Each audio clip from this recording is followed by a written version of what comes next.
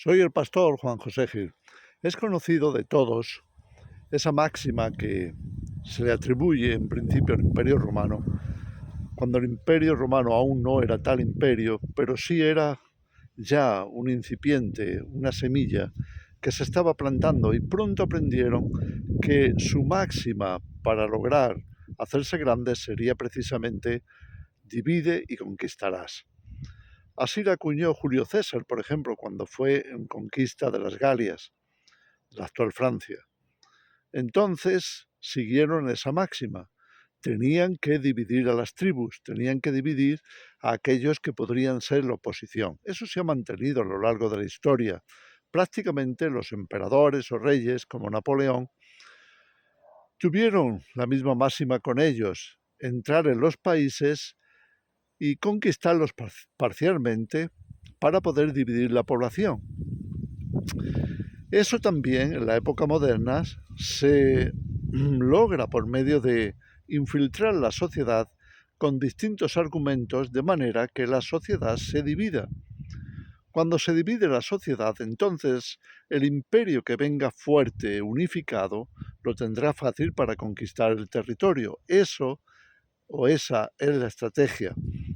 Es decir, estamos hablando de que desde lo más remoto de los tiempos, y quizá se inició con Satanás, se vio que si se quería dominar un territorio o a un colectivo, lo que tendrías que hacer era fragmentarlo.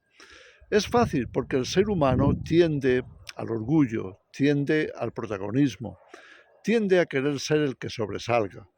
Y como esa falta de humildad y ese deseo de figurar se planta firme, fuerte en el corazón de los seres humanos, resulta sencillamente fácil dividirlos, promoviendo esas personalidades o promoviendo la división que eso pueda causar dentro de ese colectivo, dentro de la sociedad y demás. No es nada nuevo, ha funcionado a lo largo de los milenios y hoy no es menos. Estamos hablando de que vivimos en una sociedad que ha sido conquistada por la fragmentación. Eso se nota en los partidos políticos, por ejemplo. Cuando se pone por encima el deseo partidista, es decir, el querer tener el poder aunque seáis pocos, entonces resulta fácil mantener a la sociedad completamente fraccionada. Cada partido va a luchar solamente por su partido. Va a ser muy difícil que se tenga algo así como un objetivo mucho mayor e importante que aglutine. No, por el contrario, no solamente pasa en política, pasa también en la religión, pasa también en la ciencia, pasa en la filosofía, pasa prácticamente en todos los ámbitos, desde la educación hasta el ejército. La fragmentación es siempre causa no solamente de debilitamiento, sino también de caída y derrota de cualquier fuerza que se quiera oponer a aquellos que saben manipular y saben manejar esa fragmentación. Mira, pasa lo mismo con las fuerzas que consideramos de resistencia o de disidencia. Por lo general son alimentadas por personas que tienen una visión, la llevan a cabo y entienden qué está mal dentro del sistema o qué está mal dentro de esa sociedad o de esa política en concreto. Y entonces comienzan a darle mucho valor a su posición, es decir, a su visión de las cosas, a sus objetivos, a sus estrategias, sus planes y demás.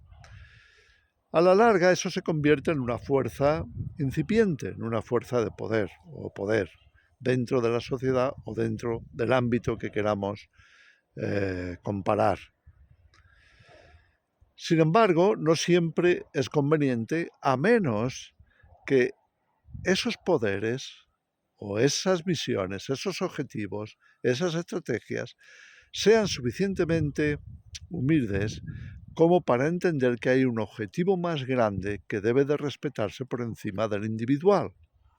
Es decir, aquel que persiga o que haga todo lo posible por unirse y unir fuerzas para un objetivo mayor, será sin duda o estará mucho más preparado y mucho más capacitado para pretender alcanzar o perseguir el alcanzar esos objetivos mayores.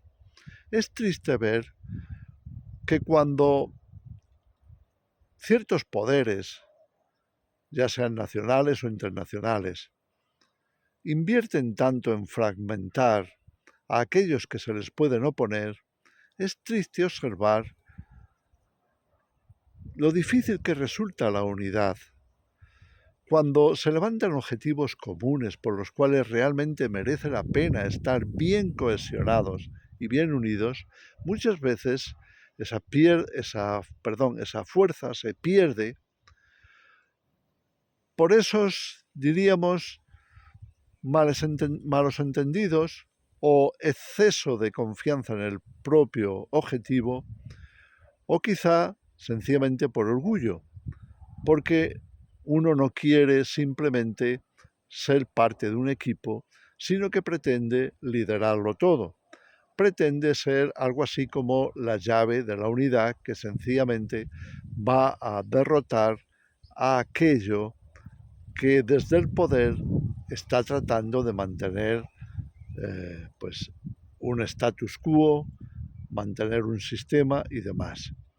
La resistencia se supone que esté siempre a la expectativa de encontrar debilidades en el sistema para poder vencerlos por algún punto. Pero cualquier resistencia, como está comprobado prácticamente en todos los países, nunca llegó a ser de éxito hasta que no se unificó, hasta que no fue capaz de cohesionar sus fuerzas, de unirse lo suficiente y trazar objetivos comunes, de manera que pudieran detener el proceso que ese sistema intentaba de control absoluto y llegar a establecer una justicia superior, una justicia realmente más cargada de valores, de principios y, por tanto, poder conquistar todo lo que es erróneo y malo por parte del sistema y sustituirlo por principios y valores que realmente merecieran la pena el esfuerzo, el sacrificio y cualquier estrategia desarrollada para lograr esa victoria. Unificar es muy importante. Si la resistencia en cualquier ámbito fuera capaz de dejar a un lado sus pretensiones más fuertes, que le dan identidad, etc., no para abandonarlas, sino simplemente para buscar el enfoque común con todos aquellos que también coinciden con ellos en la necesidad de esa resistencia, se lograrían objetivos mucho más grandes, mayores, más importantes, más efectivos. Pero el enemigo lo sabe. ¿Y entonces qué va a hacer? Por todos los medios va a mantener esa división. Va a tratar de alimentar a cada parte de la resistencia por su lado, con el fin de que se logre, a través de la división, el debilitamiento de esas fuerzas que están tratando de impedir el progreso de ese imperio, el progreso de quizá la maldad reinante, el sistema en general, o lo que sea que esté allí como una amenaza a la propia humanidad. Muchas veces, sin duda, se trata de eso.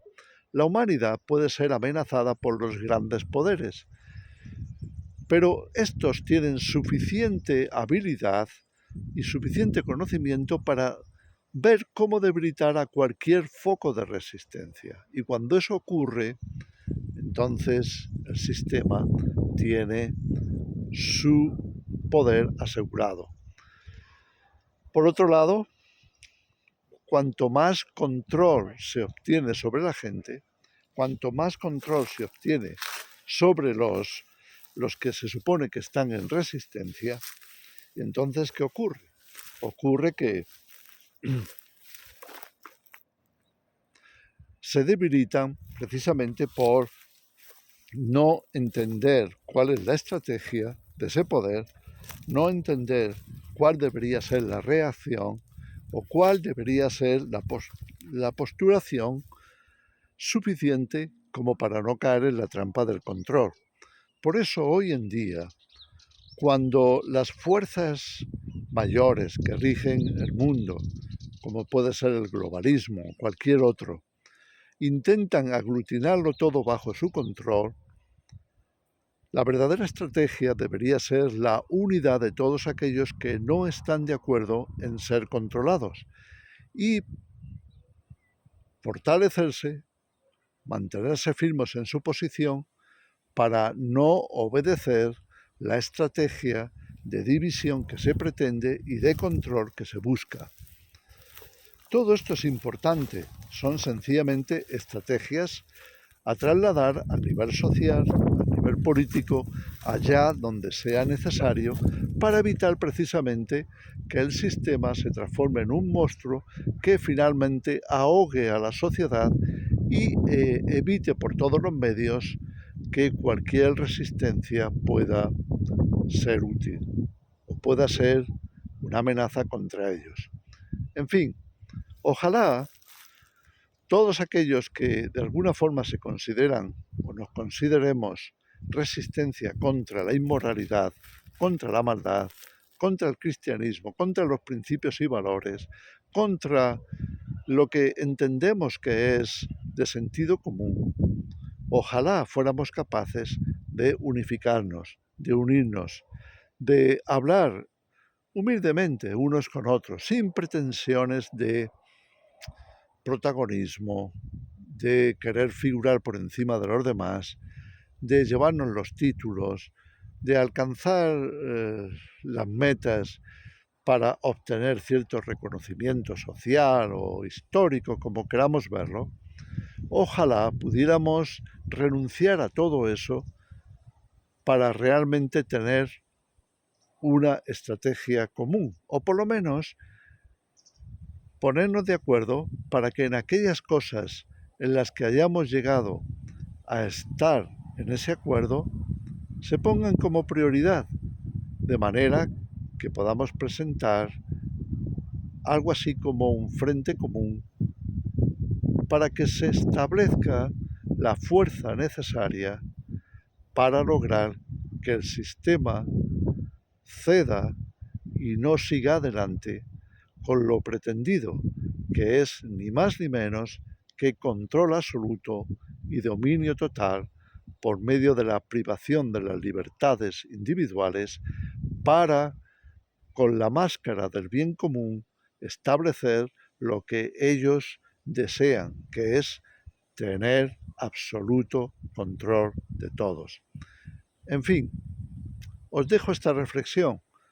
Creo que son semillas que deberíamos de plantar, dejar que prosperen en nuestro corazón, porque solo a través de la humildad y de la unidad podremos llegar mucho más lejos que si nos mantenemos en el individualismo y en nuestros pequeños territorios, que solo serán divisiones que favorezcan a los poderes que realmente quieren privarnos a todos de lo más valioso del ser humano, que es la libertad, el bien que sabemos todos de sobra que nos va a facilitar el alcanzar los objetivos y que lo estamos cediendo muchas veces sin darnos cuenta porque existen estrategias de división, de fragmentación que no hemos llegado a descubrir. En fin, os dejo con esto. Que el Señor os bendiga a todos.